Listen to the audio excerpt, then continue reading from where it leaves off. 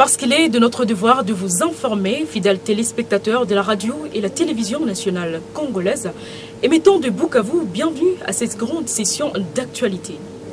Pour débuter, faisons savoir qu'en la date du 30 mai 2025, le mouvement révolutionnaire de l'Alliance Fleuve Congo, mouvement du 23 mars, AFC M23, a tenu une cérémonie officielle pour présenter sa réponse aux accusations concernant les présumées violations des droits humains dans les villes de Bukavu et Goma.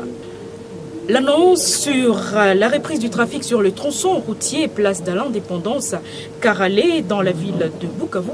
Nous sommes sur la route nationale numéro 2, une route abandonnée depuis un an. L'office de route a aménagé alors un pont de déviation provisoire. Suivez.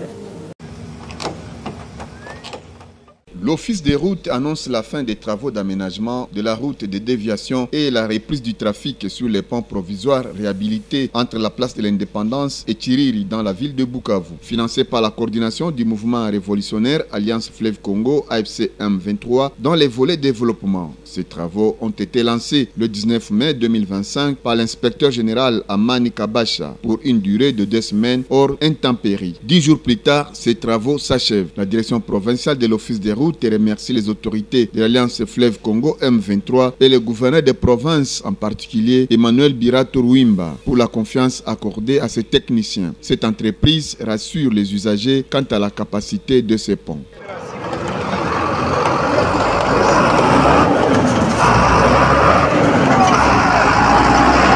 L'actualité, c'est également les 44 325 candidats des épreuves certificatives qui sont attendus pour la province du Sud Kivu, des épreuves qui concernent les candidats de l'ENAFEP, de la TENASOSP et des examens hors session des examens d'État.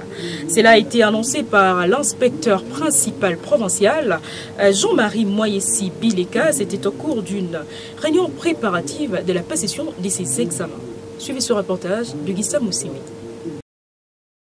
Information livrée ce jeudi 29 mai par l'inspecteur principal provincial IPP Jean-Marie Moyessi Bileka à l'Institut d'Ibanda à l'issue d'une réunion préparatoire des épreuves certificatives exercice 2025.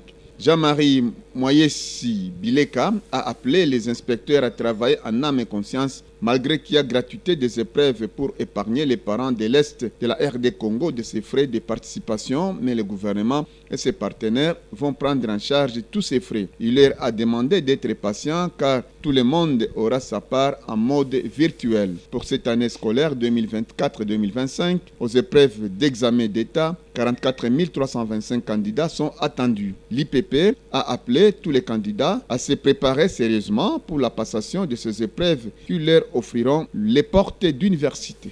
Les garanties, nous faisons ce qui est à notre pouvoir. Nous avons été, vous avez vu que la réunion a commencé un peu en retard, nous avons été chez l'autorité compétente pour qu'elle puisse nous rassurer que les conditions de sécurité seront réunies lors de passation de ces épreuves. Alors un message, que ce soit aux enseignants, aux élèves finalistes?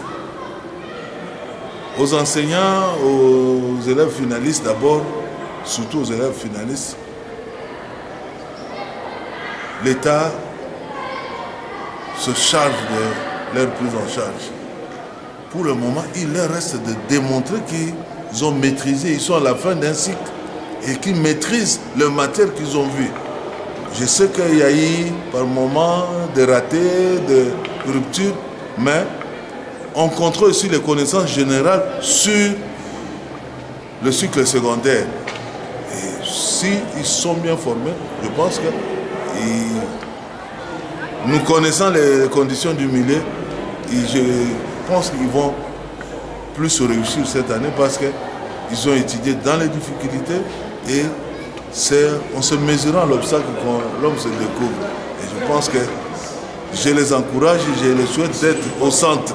Page noire pour clore cette édition du journal. L'actuel directeur provincial de la CNACPF, formation professionnelle et métier, Célestin Lutombo Walutombo, ancien chef des divisions provinciales de l'EPSP du Sud Kivu, a tiré sa révérence jeudi le 29 juin 2025 des suites d'une maladie et que son âme repose en paix.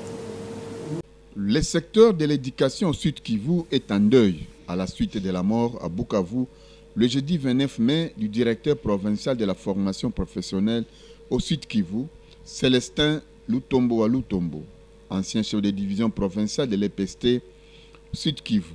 Célestin Lutombo Lutombo a tiré sa révérence à l'âge de 77 ans après une longue carrière professionnelle dans le secteur de l'éducation.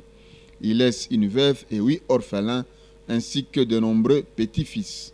Que son âme repose en paix et que la terre de nos ancêtres lui soit douce et légère. Fin de cette session d'actualité. Merci de nous avoir accordé votre temps pour suivre cette grande édition du journal. Portez-vous bien.